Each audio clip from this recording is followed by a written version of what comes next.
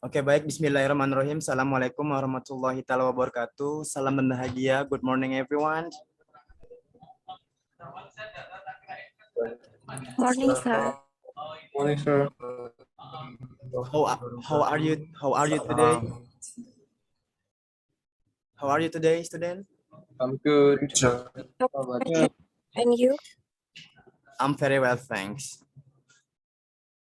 Sebelum kita memulai kegiatan kita pada pagi hari ini, alangkah lebih baiknya kita mengawalinya dengan berdoa. Berdoa dimulai.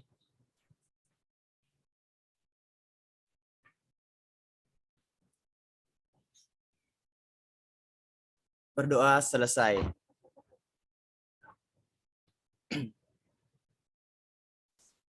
Oke, berikutnya kita akan absensi terlebih dahulu ya.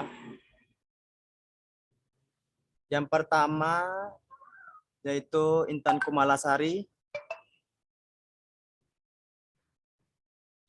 Intan.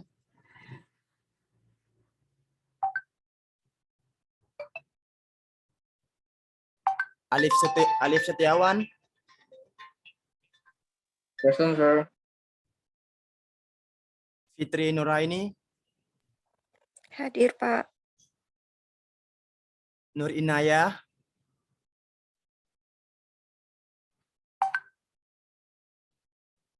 Ardila Rastina Putri.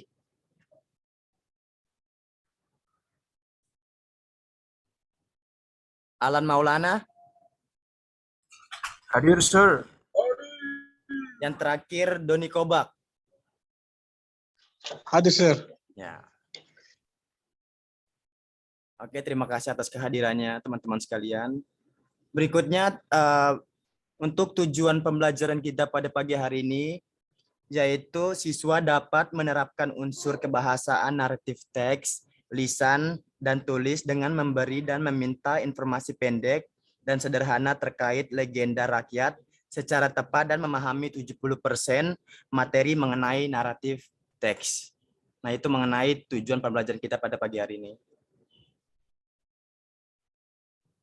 Untuk materi yang akan kita pelajari pada pagi hari ini, yaitu tentang naratif text. Have you ever heard what is the narrative text? Apakah teman-teman sebelumnya udah pernah dengar apa sih yang dimaksud dengan teks naratif atau naratif text? Sejenis dongeng, kalau nggak salah. Teks lampau.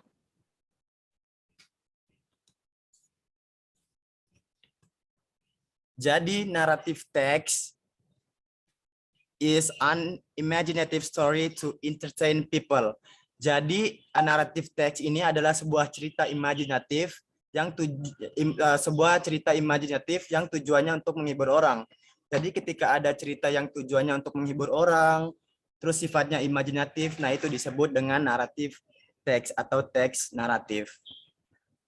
Adapun di dalam narrative text yaitu type of narrative text. Yang pertama yaitu fairy tales atau dongeng. Dan yang kedua yaitu folk tales atau cerita rakyat. Dan yang ketiga fable atau cerita binatang. Dan yang terakhir yaitu legend atau legenda. Jadi ketika ada fairy tales atau folk tale atau fable atau legend atau legenda, nah itu termasuk di dalam type of narrative text. Nah, ini contoh dari type of narrative text tadi. Yang pertama yaitu fairy tales atau dongeng. Kenapa saya mengambil cerita dari Snow White? Karena Snow White juga merupakan salah satu dari sekian banyak cerita dongeng yang sudah tertulis dan sudah dibacakan di kalangan masyarakat. Nah, ini Snow White merupakan salah satu dari cerita dongeng atau fairy tales.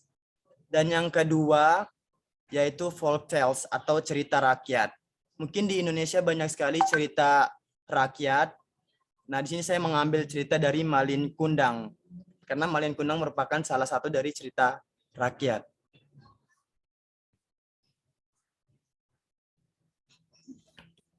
Berikutnya yaitu fabel atau binatang.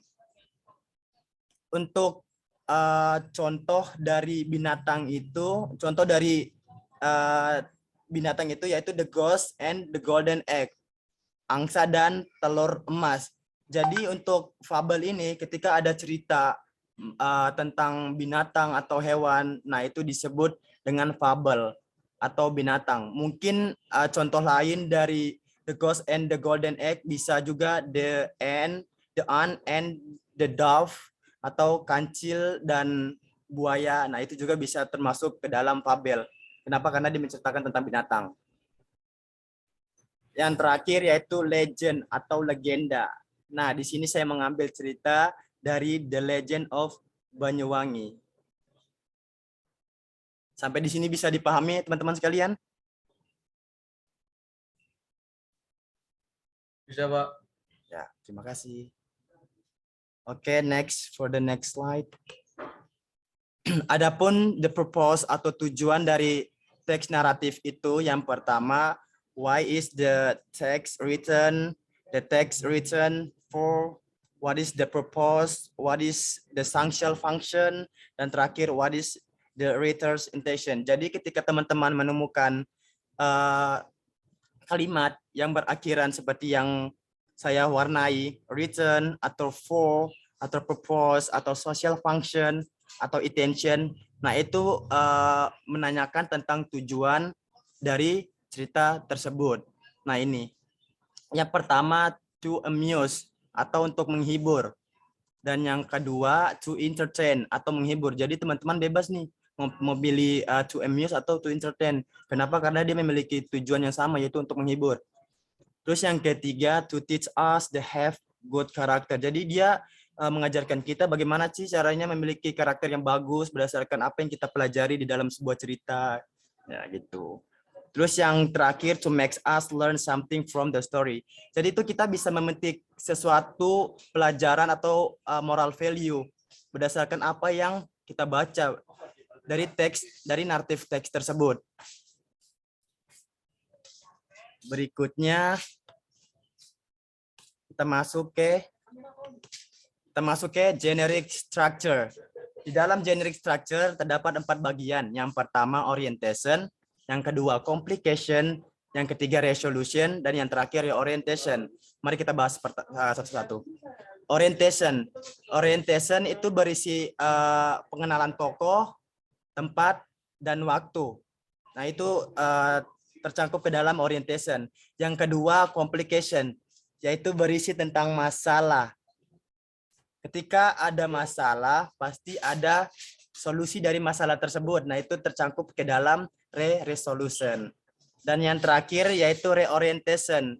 Nah, untuk reorientation ini, itu dia bersifat opsional. Kadang ada, kadang nggak ada. Tapi kebanyakan untuk reorientation ini, dia itu mencangkup moral value atau nilai-nilai moral yang terkandung di dalam naratif teks. Gitu. Sampai di sini paham teman-teman? Apakah ada pertanyaan? Tidak, Sir. Ya. Oke, berikutnya language feature atau ciri kebahasaan. Yang pertama yaitu adverb of time. Contohnya once upon a time, one day, long time ago. Nah, itu termasuk di adverb of time. Yang kedua past tense. Contohnya he lived in the jungle. Contoh kedua yaitu she saw a big house. Nah, itu termasuk ke past tense. Dan yang ketiga yaitu specific character. Contohnya Aladdin dan Snow White. Nah, itu termasuk di specific character. Dan yang keempat yaitu action verb. Nah, contohnya bisa kita lihat sama-sama yaitu kill, cried, and saw. Nah, termasuk di action verb. Yang kelima yaitu time conjunction. Contohnya then dan when. Dan yang terakhir, yang keenam yaitu direct speech. Nah, contohnya yaitu why are you crying my friend? Atau contoh berikutnya yaitu oh God, let me come on. Nah, sampai di sini apakah teman-teman bisa memahami apa yang disampaikan? Apakah ada pertanyaan sejauh ini so far? So far so good, Sir. So far so good. Thank you. Oke, kita masuk ke contoh ceritanya, yaitu Cinderella. Mungkin Mbak Fitri bisa membacakan di paragraf pertama, Mbak. Once upon a time, lived a girl named Cinderella. She lived with her stepmother and stepsisters. Ya, oke, terima kasih Mbak Fitri Nuraini. Nah, seperti yang dibacakan Mbak Fitri barusan mengenai paragraf pertama, ketika kita menemukan ada pengenalan tokoh atau tempat, membicarakan tempat atau waktu, nah itu disebut dengan orientation. Dan kebanyakan orientation itu terdapat di paragraf pertama. Untuk paragraf kedua, tolong dibacakan. Alif Setiawan, bisa tolong dibacakan untuk paragraf kedua? Sorry. Oke, Pak. Yes. Her stepmother and stepsister treat her badly. One day, a princess of kingdom invite all girls to the ball. Cinderella wanted to go there, but she did not have beautiful dress. Oh God, I don't have dress. Oke, terima kasih Mas Alif Setiawan. Seperti yang Mas Alif bacakan sebelumnya, yaitu setelah dari pengenalan tokoh atau orientasi itu ada yang namanya masalah. Nah, di sini letak dari masalah tersebut, yaitu Cinderella want to go there, but she didn't have beautiful dress. Oh God, I don't have a dress. Jadi Cinderella ini dia ingin pergi, cuma dia tidak memiliki dress atau gaun yang indah atau cantik. Nah, itu kan merupakan sebuah masalah. Jadi untuk yang kedua, ini paragraf kedua, dia disebut dengan complication karena dia menceritakan tentang sebuah masalah. Dan yang terakhir mungkin Alan Maulana bisa dibacakan untuk paragraf ketiga.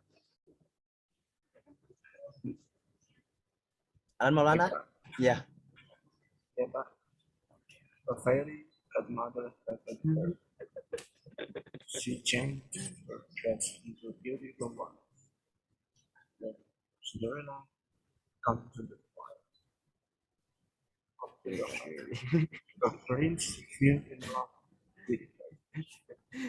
They got married and lived happily ever after.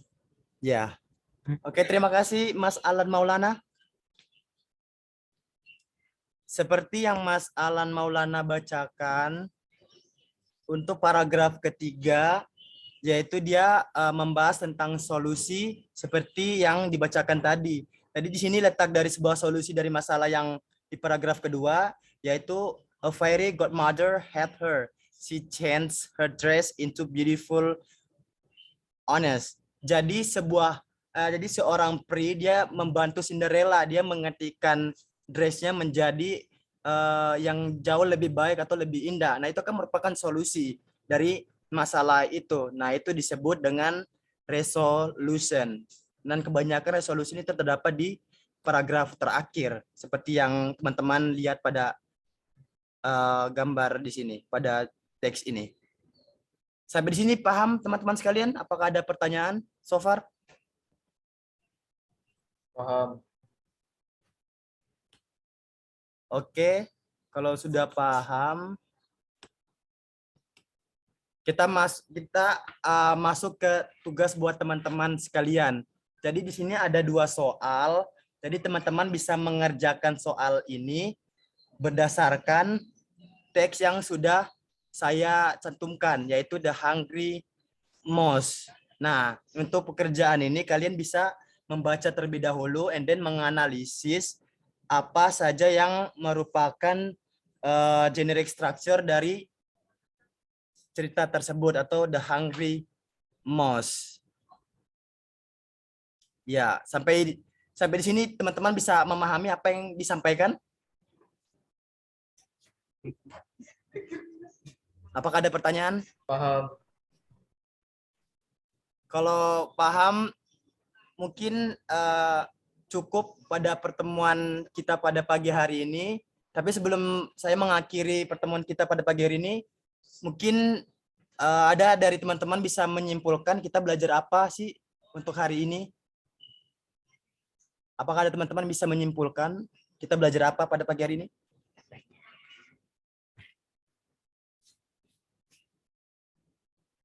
Mungkin Alif, ya Alif. Hari ini kita belajar tentang naratif teks, dan naratif teks itu digunakan pada fabel, terus legenda, mitos, dan lain sebagainya, Pak.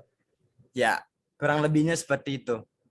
Mungkin ada teman-teman lagi yang bisa menyimpulkan kita belajar apa sih pada pagi hari ini? Terima kasih Alif. Kita belajar tentang naratif teks, meliputi tujuan, terus struktur, dan jenis-jenis ceritanya. Ya, terima kasih Mbak Fitri. Jadi hari ini tuh kita belajar tentang naratif teks, especially dan untuk sesuatu yang kita pelajari di narrative text mengenai generic structure dan language feature dan sebagainya. Mungkin Mbak Fitri tadi udah disebutkan sama Mas Alif.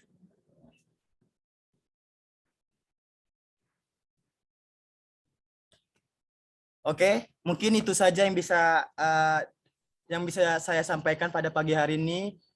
Kurang dan lebihnya saya mohon maaf. Sebelum kita tutup pertemuan kita pada pagi hari ini, alangkah lebih baiknya kita mengakhirinya dengan berdoa. Berdoa dimulai.